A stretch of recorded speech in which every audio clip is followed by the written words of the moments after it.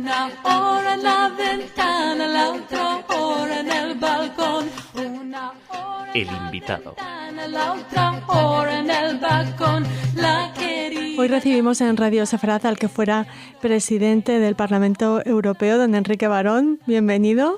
Muchas gracias por llamar. En este caso no vamos a hablar, señor Barón, de su faceta política, de su trayectoria, sino de su papel como comisario de una exposición interesantísima que presenta Centro Sefaraz bajo el título Kafka, el visionario. Cuéntenos su conexión con esta exposición y con Kafka.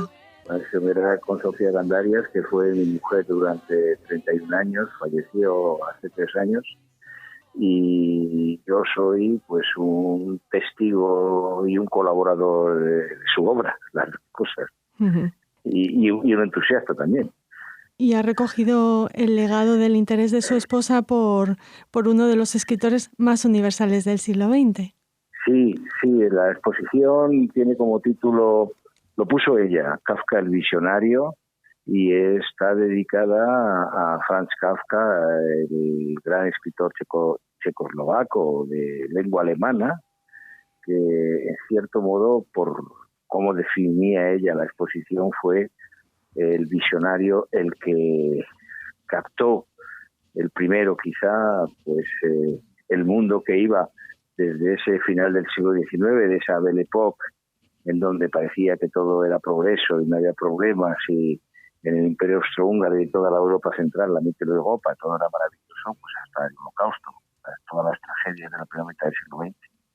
Y ella pues hizo un gran fresco con Kafka, con sus obras, con muchos escritores, pero no solo sus obras más conocidas, como puede ser La Metamorfosis. También tiene pues los 64 cuadros de los que se exponen aquí 30, pues tienen cosas tan interesantes y tan poco conocidas como las investigaciones de Calmus, que es un texto Kafka sobre las reflexiones de un perro. Está en el escenario de esta exposición que se va a prolongar hasta agosto. Tenemos suerte los oyentes de Radio Sefaraz porque vamos a poder visitarla durante mucho tiempo. Háblenos un poco de su esposa como artista, como pintora. Sí. Mi esposa era una persona que tenía desde su niñez una vocación pictórica muy definida.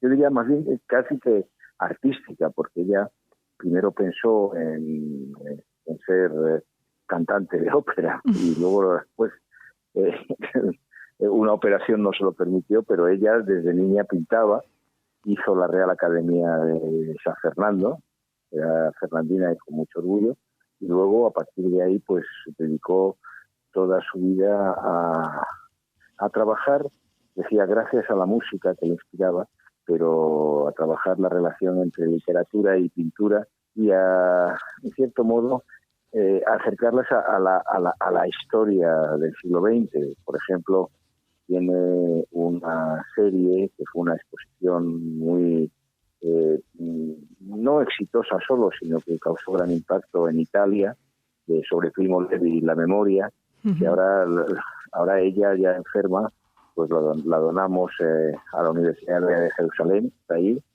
y luego, pues esta serie que resume casi 30 años de trabajo, pues, es una serie en la que la literatura se mezcla con la historia y con el drama europeo. Otras series, como por ejemplo El Coloquio de los Perros de Cervantes, que también ha estado en el mundo germánico y va a seguir, y ha estado en América, sobre una obra muy original de Cervantes, que también es otro diálogo de perros, como el de Kafka, ¿no? Sí, bueno, luego hacía otras cosas también, ¿eh? También pintaba muchas flores, grandes flores. Esto tiene sus bodegones, sus naturalezas muertas, ¿sí?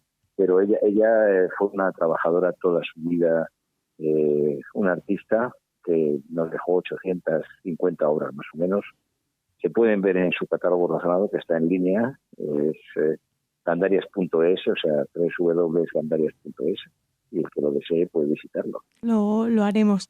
Además que es una suerte que que usted sea precisamente el responsable de presentarnos esta exposición, de haberla comisariado. Nos llama la atención, y también esto nos conecta con su vocación política europeísta, nos llama la atención la inclinación de su esposa por los autores judíos. Decía Stefan Zweig que los judíos eran los únicos europeos reales de la Europa de entreguerras, ¿no?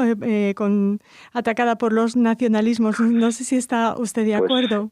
Le puedo decir una cosa que decía Yehudi Menuhin, un gran europeo por opción y uno de los más ilustres judíos y humanistas del siglo XX. Decía los primeros europeos fueron los gitanos, que nunca respetaron fronteras. Entonces creo que precisamente también fueron víctimas del nazismo y los judíos, desde luego. Hombre, hablado de Stefan Zweig, pues la verdad es que eran, en cierto modo, la sal de la tierra y la vida de toda esa gran cultura centroeuropea, ¿cierto? O sea, de ese mundo de ayer que dice Stefan Zweig, ¿no? La Fundación Yehudi Menuhin participa junto con la Fundación Hispano-Judía también en la presentación de esta muestra. ¿Cómo nos aconseja que recorramos? Pues siguiendo el itinerario de presentación, porque presenta parte de Kafka en el cementerio judío de Praga y de un cuadro que se llama Los Amantes, que están en la puerta del campo de Auschwitz, en la puerta de Birkenau, de Los Amantes, y parte de un cuadro que ella decía que la había definido desde el año 78, su serie, que es un cuadro en el que están Gustav Mahler, Alma Mahler y Kokoschka, que es un cuadro en el que pues el mismo Mahler se definía y le cito: mi tiempo llegará. Decía, soy 3 veces apátrida, como nativo de Bohemia en Austria, como austriaco en Alemania, como judío en el mundo entero. En todas partes un intruso, en ninguna parte deseado. Parece que ese es el comienzo de la serie. Y luego están una serie de amigos y de personas importantes en la vida de Kafka. Está, por un lado, Max Brod, que es la persona que salvó los textos de Kafka, porque Kafka le había dicho que quería emigrar a Palestina y le había dicho que quemara su obra, no la quemó. Está Primo Levi, que es el otro gran testigo del Holocausto. Está Jaroslav Seifer y Kertész, que son 2 premios Nobel, uno checo y otro húngaro de literatura, muy ligados también a este proceso. Y luego hay cuadros que está la colonia penitenciaria, está América, hay otros cuadros sobre la metamorfosis, sobre el informe de la academia, que son todas obras de Kafka, un cuadro de 2 personas, 2 mujeres que ella admiraba mucho, que fueron Marie Curie y Rita Levi-Montalcini, que eran muy amigas, que fue premio Nobel de Medicina, una gran mujer. Y luego está pues Mandela en el castillo de Praga, Walter Benjamin, y luego está un cuadro que se llama ¿Dónde estaba yo?, que es el cardenal Ratzinger, que cuando preguntó de dónde estaba Dios cuando Auschwitz.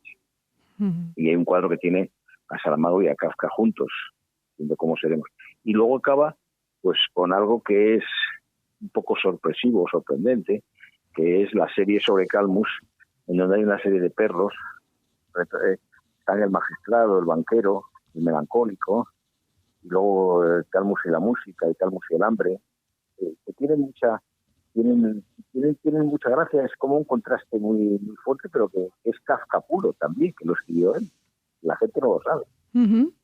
Y concluye la exposición con un cuadro que se llama Richtung Auschwitz, que en alemán quiere decir dirección a Auschwitz. Y está Milena Jasenska, que era el gran amor de Kafka, con Kafka en sentido contrario. Bien, eso yo creo que es la mejor manera de ver la exposición.